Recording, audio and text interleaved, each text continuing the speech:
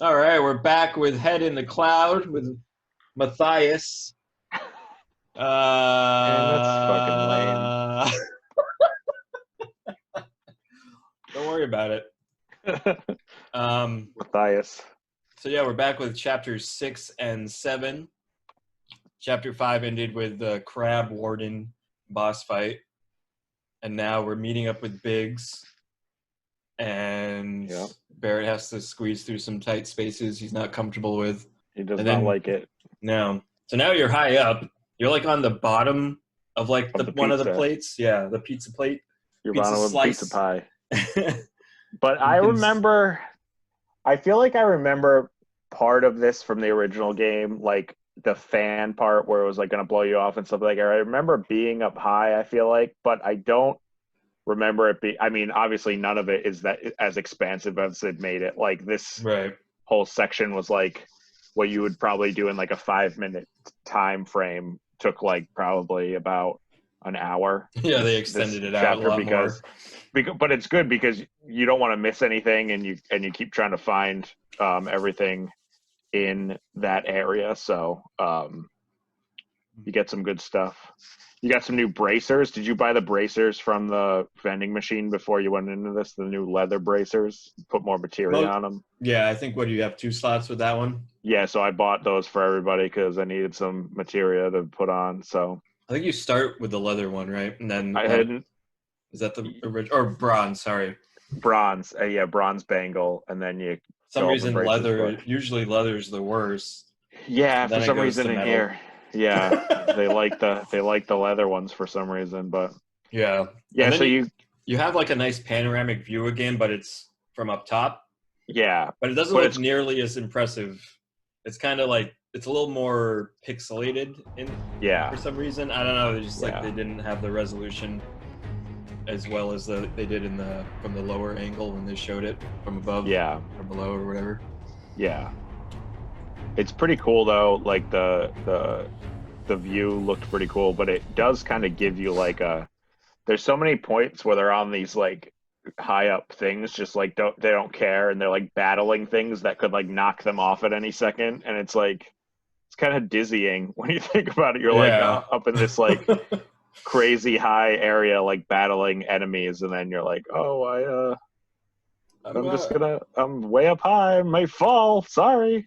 Well, there's funny moments where you're doing like the tightrope walk on like a single pillar, Yeah, and you're just like looking below you, which is almost silly because Cloud could easily just jump over these gaps, and there's parts where gaps will fall and create holes where you can't yeah, cross. And there's like, oh, there's an even funny moment where Barrett, you see a materia and you try to go that way, and yeah. the bridge breaks, and Barrett's like, oh, what's that? You see a materia over there? Okay? Mm-hmm. Yeah. Well, we're gonna have to come back. We'll get to Going it. for that We'll have to come material remember worked. where that is. One of the things I like too is I don't know if you noticed when you get to that part where you're trying to find it and you're starting to go towards that area, Barrett starts singing something about going on a treasure hunt or something like that. Like he sings something about how he's Oh, I like, don't. yeah, he like just starts singing to himself about finding treasure. Where could they be going? Embarking on an adventure to find some treasure? I don't even remember that. It's pretty great. He like starts just like singing about treasure. He's always doing something silly. Yeah, he is. So the whole point of this chapter is to power down the Mako. Mako?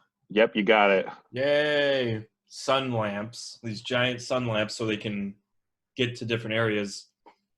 Because by powering it down, it opens up power to other parts, so they can get through the doorways. They kind of try and do like some puzzle elements where you have to like do a lot of backtracking.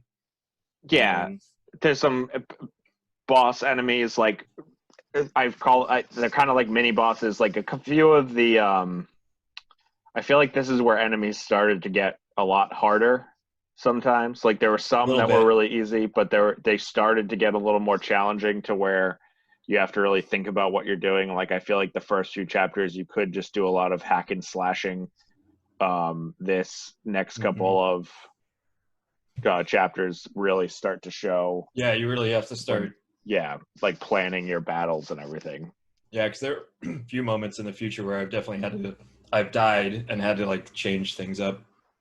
Yeah, because there was that whole point in the previous section where you had to get rid of all the silk like webs, and then you fought those like scorpion things, and you kind of fought them again in this chapter, which was like they were moderately, like they were not hard, but you started to have to kind of worry about status effects, and like sometimes you could all of a sudden look down at your health and you're like, wow, I'm way lower than I thought I was going to be at the beginning of this. So yeah, that's a good point to bring up, because that is really when they first introduced that, because there's like that queen insect where you have to use like, it's really important to switch up your, because I think like Blizzard is its weakness, and if you're not using that spell, it's going to take a lot longer to bring down its health. You can like start using some boost up that stagger. Well, the thing that's nice about that is going through this whole section, you find an elemental materia, which really helps with a lot of those weaknesses, because if you know it going into the battle, you can kind of switch materia around to make your weapon have an elemental advantage, which is also really helpful in this part of the game. So that's really good when you know that one of the enemies has a weakness to it. You just switch that up and you're like, all right, this is super helpful. So you're going around turning off all the solar lamps to reroute power so you can use the elevator to get to just working your way through. So it's a lot of just like, fighting enemies, going through, finding more materia. You find the summon materia in the fan, and the way to get there is you have to fight through more of those scorpion type things in a time frame. There's like a time limit. You have like a minute. To get through, and then when you get through, then you have to hit the other switch, and then it opens, and you can get in there and get the materia. But otherwise, you have to keep fighting more enemies. And it resets. Through. It doesn't just like. I think you actually get a different enemy if you fail. Yeah, the second time I got something that was actually a little easier, which was nice, but I also had wished they had just done the same one, so it would be like the same challenge. But yeah, there's a few other things like that one specifically. You can't get until like the end when you're about to leave this area. You can go back and get that. You take like a little elevator transport to the other side and climb up behind the vents there. Oh, and I think you get secret area. You also get a new song, the Electric Day Chocobo, which is more like the original Chocobo's theme. Not the hip hop one. The hip hop one's pretty great, but the other one is like the original one. I think you get Barrett's. Did we say the summon was? It's the Chocobo and Moogle summon that we get to. which is pretty cool. The end of the summon is just a herd of Chocobo. Which is pretty great. The Chocobo designs. I love the Chocobo. Oh yeah, they look great too. So you get through that chapter 6, you get all the lights turned off, you get some good materia and everything, and then you go through. Chapter 6 is pretty short. That's pretty much the end of it once you hit the elevator. It's pretty much just going around and exploring and finding stuff, and then you go to the elevator and take that up to. Yeah, once you get to the elevator, you get to chapter 7, which is a trap is sprung, which is a little on the nose. And it starts off in like a cutscene where they're showing like a TV crew getting ready, and Ridiger, whatever his name is, I'm already forgetting, is the security guy, and he's getting everything in position. President Shinra's like getting everything set up, and they're all watching what they're doing. Yeah, because they knew this was all like a ploy. They knew you were going to this reactor, and they know you're there. So, So you get. I just saw that you get Barrett's. Sorry, I was just circling back. That you get Barrett's light machine gun, which is his second weapon. I feel like in the original game too, right at the end of chapters or somewhere in chapter 6, and then. I remember I used that pretty quickly in Chapter 7 because when I first looked at it, I was like, oh, this gun isn't great. But because of that new upgrade feature, as soon as you equip it, you have so much upgrade points that I upgraded it, and then it was better than the original gun. But at first, a lot of times you get the new weapon and you're like, wow, this doesn't look as good. But once you start upgrading it with like attack and stuff, it is a better weapon most of the time. Yeah, I'm not And then sure if some that cycle one, back. what that one specifically targets, if it's more magic based or not. Because I know it's slightly weaker than the original, but Yeah, I think if you upgrade it though, it's not so it's bad. not as And then you bad. get Yeah, Tifa's. Yeah, and then you get Tifa's Sonic Strikers in in 7. 7. Yeah, in chapter 7. So, and yeah, so you get there and they Hold on a second. Runtime. so they found you there, and there's a whole cutscene right where it's like you meet up with Biggs, and then you get into the reactor and stuff, and you're there for a little while, and then Well, they're going through like everything's easier. They're walking Yeah. through. They do this like little cool thing where they slide down pipes at one point, and they're like, "Wait, Yeah, I like that. slide it down." There's like some funny commentary. I like And when you they get show to, they Yeah, show you- the airbusters. you walk like, by the airbuster. So it was funny though because they were talking about it and they kind of gave you a preview as to, I guess the airbuster must be like a primitive form of the weapons and stuff too, because from the original game, because they say that that's used to take on huge monsters, the airbuster.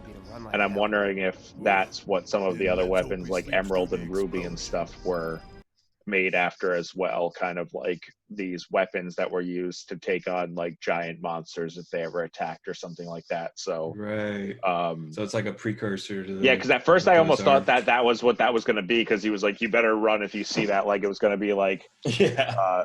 the Emerald weapon or something like that, like just like not actually have to fight it at that point, but just kind of looking like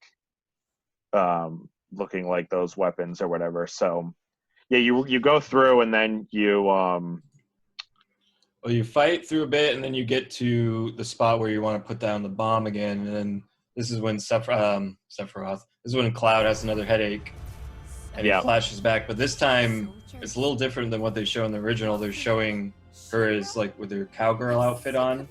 Yeah. Which apparently is from Crisis Core. They showed that in the PSP game. Because in the original, it plays out pretty similar to the original, but the wording is a little different because it just shows that her father was killed apparently by Sephiroth. Yeah. And then she's like, "Oh, I'm gonna finish this," and they show her picking the sword up, which is interesting. Well, she does that in the original one. Yeah. Yeah, because she thinks that she can do something with it, and obviously doesn't really. Yeah, I don't know. Like it doesn't really do a whole lot. If I remember from the original, but yeah. So that all happens, and then you show you're about to walk back, and then you have like a little cutscene with the Heidegger, the security guy. He comes in as like a hologram, and he's like, "We've been filming you," and then that's when you get kind of attacked by some robots, or there's little robots show up to project the hologram of him. Yeah. And then you kind of working your way back up, and like now you're expecting a fight with this airbuster, and they get kind of thrown off because they think the hologram is like real for some reason at one point. Yeah. And then they start walking up, and then this is when you make the choice of how you want to weaken airbuster, because you're invading these areas where these security people are. And then you get the key cards to use on the machines to either take out ammo. You can get items, unlock items through it. It's like 4 different options. Yeah, I didn't really get. Well, the first one they don't really give you a choice. Like you have to do that first one, which I thought was stupid. The W item or whatever. Oh, you get an item, yeah. Yeah, like so, but you had to take that one off. And I was kind of pissed about that because I wanted to use it for the other stuff. But I did the opposite. I wanted to see what all the items did, which I think I mentioned to you before. Because I was like, what if I get like a weapon or something from those? Yeah. I don't know. No, I took off most of his. I took off 2 of his laser finger things, and then I took off. So he only had 1 of those or 2 of those that he could do, and then I took off all of the explosive ones, which in hindsight, I actually would have probably taken off all the laser fingers and kept a couple of the explosion ones because those were a bitch. Those were a pain in the ass. Yeah, because they would like float around and shoot at you. But yeah, so you get through all that, and then you have to fight him because it's almost like you're like at this point you're like, okay, so we're gonna disable a little bit, and we're gonna show because then they're like, oh yeah, they're gonna be defeated on TV, and they're like, no, we're gonna kick this machine's ass on TV and show you that we're actually good. Yeah. So then, well, you get to the scene before you get to the airbuster guy. I want to mention they have that scene where you have to push the levers at the same time. Yeah. Which is from the original, and this is when you can get some of those. If you chose the W items.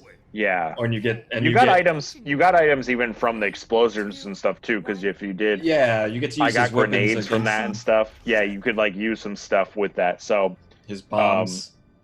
Yeah, and that was really actually kind of difficult because there was like 3 or 4 sequences you could go through like to get all the items, and it was a little tricky at first. Yeah, at first I was like, what is that? What am I doing wrong? But then like one could go up and one could go down, and then I'm an idiot because I didn't even realize they had the arrows on the monitors. I didn't see that either at first. And then I was like, oh, all right.